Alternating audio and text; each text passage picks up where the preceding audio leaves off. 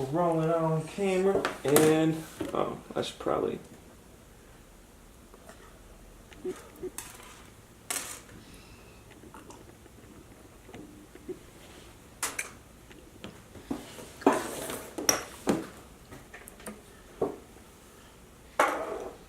Put on my artificial ears. Bionic. Put on your fucking robot ears. My bro. Alright, just talking again, or just talk real quick, like 1, 2, 3, 4. Mic check, 1, 2. That sounds great. That's A lot dope. better than upstairs. Oh wow, that's awesome. Yeah. So let's see. If you look at me real quick, I'm just trying to figure out which way you're looking at. All right, cool. You want me to look towards you or look towards Yeah, you? look at me. Alright.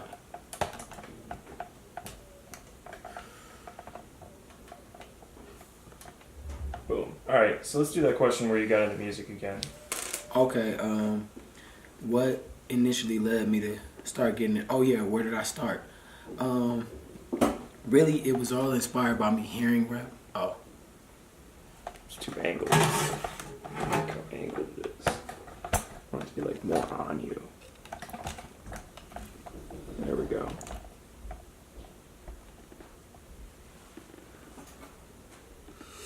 Start answering the question now. Yeah, you good. Okay, I started really creating music and writing material back when I was in like 7th grade. I started working on poetry because I was listening to a lot of different art in high school, middle school, but really coming up from elementary to middle school, I was hearing a lot of strong hip hop, a lot of lyrical shit. And it inspired me to start making stuff myself. I was writing a lot of poetry, cutting class in 7th grade, wasn't even going to class, you feel me, like honestly. To the point where every day, at certain periods that I didn't fuck with, I would find myself in the bathroom with a notepad that was intended for school, that I would write shit in every day, faithfully. You know what I'm saying? And it wasn't to any music yet, but it was, you know, I was developing my poetical rhythm and my poetical approach, which led to the music, you feel me? Yeah. When I started to record at about the age of like 17, 18, you feel me? When I started to be confident enough to share my music and share my rapping ability with friends, like I started getting into freestyling a lot, which subjected me to a lot more people, because when you would freestyle, it would be like random people would be around and shit a lot of times. So that led me to get opportunities to record. But I started doing that around 18. You know what I'm saying?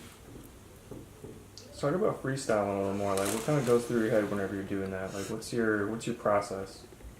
Right. I'm sure people are fascinated because I can actually freestyle a little bit. I'm not that great at it, but I'm good enough that people are like, damn. But freestyling, I don't know. It's like I always was a shit talking person anyway. So I just had shit on my mind just to say anyways. What I learned to do was find rhyming words to end thoughts I already had in my mind. You know, I already had a thought like, man, I want to go to the store. Like, man, I wish I was rich. Man, I wish I was fucking balling. Like, I wish I had this. I hope I change the world. I hope I do this. I hope I do that. And I let those thoughts just naturally come to my mind to the rhythm of the beat, and I would just try to find appropriate rhyming words to convey them.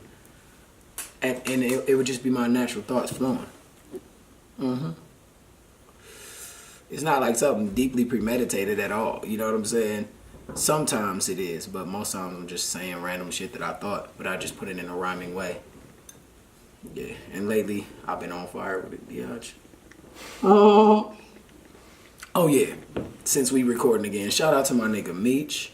I love you, bruh. Rest in peace. Shout out to Kinsman. Shout out to Cleveland. Shout out to my mother. Shout out to God first, above everything. I apologize, God. Shout out to God. Shout out to Jesus Christ. Shout out to my homie Eric Carmichael who died. Shout out to Jonathan Peters who died. Shout out to all the niggas who died in the struggle of capitalistic war.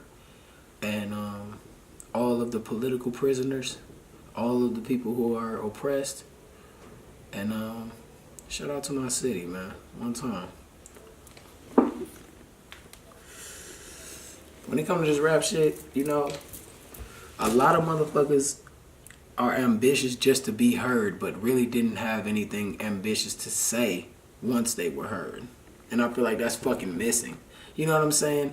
A lot of people have a zeal because of our society. Our society tells us you need to be important. You need to be this. So people are like, shit, I'm important. I could be important. Yes, look at me. But they're not even thinking, damn. It's a psychological trap to invoke such a need for people to feel important without conveying to them what they're actually doing to be important. So it's kind of a, yeah, it's like a fucking, it's a subliminal sort of a, I don't know, it's like an indoctrinational sort of nuance. I don't even know how to describe it. It's a programming that people are under in this society right now, and it's really badly polluting music. Because even if you look in the city of Cleveland, you go to a lot of music events, a lot of artists are really energetic, a lot of very ambitious. But if you really analyze, it's not a lot of very critical messages people are trying to convey right now, sadly. And the people that are trying to convey a lot of positive messages are more humble, more reserved, and are not competing to be seen. So it's such a double whammy, you know, a double depreciation that the culture has to endure every day. A double depreciation, you feel me? Because the artists that have the talent and something to say are so reserved and so docile, and the people that are just under a hypnotic spell of society, indoctrinating them, programming them through subliminal programming every day. You need this, you need to be that, you need to compete, you need to be better, you need to just shine. So they're just being what society told them to be, not even caring what the fuck they're actually doing it for. You know? So don't let America control you. Don't let money control you. It will strip you of your fulfillment. It will strip you of your integrity and your universal worth. You know what I'm saying? Rappers, you need universal worth. You don't need chains. You don't need people liking your shit all the time.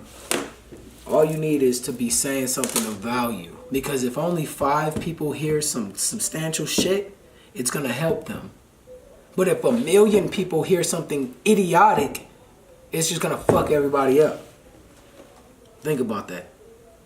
So it's better to sacrifice quantity for quality, my friends. I'm here to say it. This is a public service announcement by the actual TANIS. You know what I'm saying? Thank you. Damn, I'm going to hit my tooth. Hold on. No, man, like what you said was pretty solid. It's awesome. Man, hell yeah, bro. I got more to say, man. For you know, sure. Like I've been talking to girls as well. You know, I'm with my homegirl. She's actually a sister to a dude who got shot last year. This is real shit now. This is not even no, you know, sensational camera shit. Okay. The dude was only 19 years old, but he was affiliated with a gang in Cleveland that is involved with all type of activity. I'm not going to specialize or snitch on nothing, but they're involved in things in the streets. This young man ends up getting shot to death. You know what I'm saying? And now it's kind of like that culture and that lifestyle just continues on. You know what I'm saying? And you know, it's a lot of dark elements involved in these gangs that people are not aware of that cause people to die. For example, people don't know there's a lot of satanic and occult practices in the gangs. The gangs are not just organized for crime. They're not just organized for money. They're also organized for religious belief. Gangs. And people don't know that shit. You feel me? My homeboy, that shit can still hear me? We good? Yeah. Alright. My homeboy was only fucking 19 years old. This is how it happened. And that girl you just met, It's her brother. Okay, this is real. One day he's taking his girlfriend home in the morning. He's taking her home for, you know, I guess she had to go do something. He was taking her to the bus stop. He goes to the bus stop. Somebody pulls up. They're across the street at the gas station approaching the bus stop. Excuse me. As they're approaching the bus stop, a car pulls up. A guy inquires like, "Hey, are you this person?" He responds, "No, I'm not. I don't know who that is." The dude immediately reached for a gun. He tried to run. He did not get away. This is the person whose house we in right now. That's what happened to her brother. And you know what I'm saying? So I can't help but I got fascinated by that, because if you study the rap culture, why is this relevant? Because in rap culture right now, what is one of the most heaviest waves of the most heaviest fads and trends right now coming through the hip hop culture is gang activity, gang lifestyle, gang things. You know what I'm saying? Things revolving around that lifestyle. So this is a reality of it. This is why I rap the way I rap. This is the core shit behind why I do what I do. You know what I'm saying? This is the inspiration and the core organic root of all my material. So go into inspirations. Yes, my inspirations, people that spoke about reality. Like, as I was listening as a kid, learning about life, you know, I came from a difficult life. But as I was listening to music growing up, like, you know, hearing a lot of R&B, you know, what was popular around that time? People were listening to Aaliyah. I remember that was hot at the time. Missy Elliott was hot. Ooh, suck it to me, suck it. My dad used to play jazz music every night. You know what I'm saying? When we used to go to sleep in the house, we had a big ass stereo set, and he would turn up the jazz music every night. So that was another heavy influence of mine, jazz. So when I was listening to hip hop, and it was kind of a very limited amount of instrumentation, it kind of was lacking to me. You know, when they started to get so computer program oriented and so mathematical, it kind of destroyed some of the organic energy and soul behind the music. You know, for a more robotic, mechanical form of music. But jazz inspired me. But I was inspired by musical artists who I could connect with reality. My mom listened to Mary J. Blige. If you look at my life, you can see what I see. And my life had a lot of tragedy in it. So I immediately gravitated to people that spoke about things that were more mellow, more gloomier, more realistic, more tragic. You know, so a lot of artists I listened to were on the radio, celebratory. There's a lot of celebrating music, party music, you know, love music, things like that. But I was more gravitating to music that spoke about the condition of life, you know, because I was going through a lot of things. And, you know, I remember hearing Keep Your Head Up, you know, and how just sincere it was. It wasn't any bravado or pride or bravado, you know, like trying to portray an image or, you know, it was not a lot of pride in it. And I really connected with it because it was so sincere and genuine and so vulnerable. And that's how I felt, you know. So I was inspired by people like Tupac, people like B.I.G. He talked about a lot of real tragic life events. And people like that. And growing up, getting older, when I started listening to my own music, I listened to Nas. You know, people that were all very heavily oriented toward things that had to do with reality, life, real things. Like even when I heard Grandmaster Flash, that it's like a jungle sometimes, that made me wonder how I keep from going under. Yeah, it's like a jungle sometimes that make me wonder how I keep from going under. And he said, broken glass everywhere, people pissing on the stairs, you know they just don't care. I can't take the smell, can't take the noise, got no money to move out, I guess I got no choice. Rats in the front room, roaches in the back, junkies in the alley with a baseball bat. I tried to get away, but I couldn't get far because a man with a tow truck repossessed my car. And you know how authentically expressionate, you know, it was about, and how authentically just visual, and just how just deeply expressionate it was of the condition, you know what I'm saying, that people were experiencing. And it was so closely relative to my life that I just couldn't help but be deeply gripped by the shit. And I realized, wow, I can convey my life condition through poetry, and it can be what's the word, therapeutic. It's therapeutic. Like, wow, there's a level of power and their meditational power that comes through expressing your life condition through an artistic delivery. And I was like, wow, I must do it. You know what I'm saying? I must do this. And started rapping. Yeah, man, it's awesome that you tapped into like therapy, because there's like a ton of things that you can do, like artistic wise, that is like essentially a form of therapy to you. Right. Even just like playing an instrument. Right. It's like sometimes I'll just be like, yeah, I just want to play some guitar just because I'm just like frustrated. Like I just want to hear the chords play, you know. I just want to hear like my own melodies and stuff like that, you know. Hell yeah, music is really soothing. Yeah, it is, man.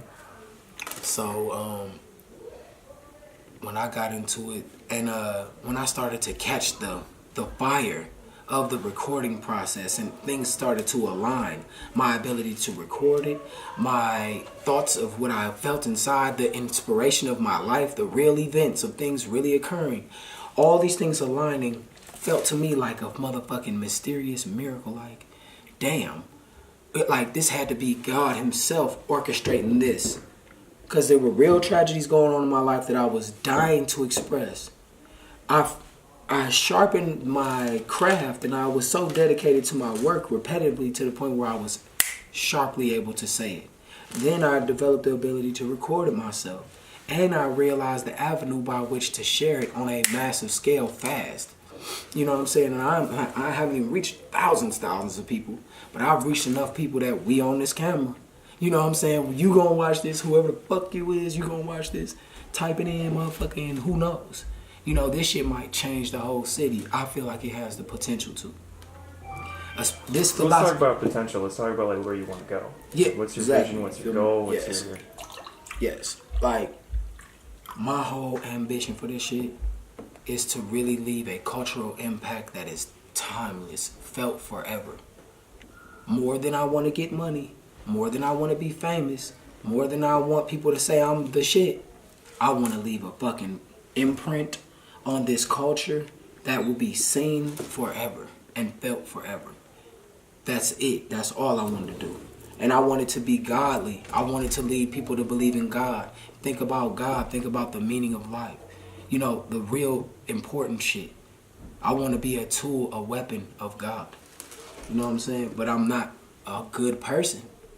But I want, at the end of the day, I realize when you study this Illuminati shit, there are people that are openly devoted to the advancement of satanic philosophies. Real life shit, no lie. We were just discussing it. That's what I was talking about with the gang shit.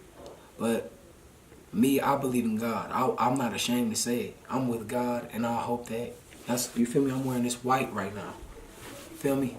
I hope that my whole legacy for the betterment of people that are poor, for the people that are, anyone who's involved in this culture, for everyone who is influenced by this culture, hip-hop, rapping, music,